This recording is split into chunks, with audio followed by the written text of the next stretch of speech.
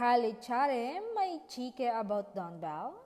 Madalas daw ay sabay sila kumain kaya't alam niya na kung gaano ka-sweet sina Donnie at Belle kung kumain. Kwento niya, maiinggit ka kung kasabay mo sila kumain. Parang nanonood ako ng sweet movie dahil sa nag-uumapaw ang sweetness sa isa't isa. Nagbibigayan sila.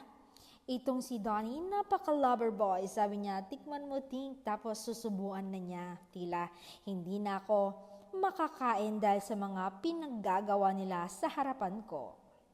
Sana all my love life.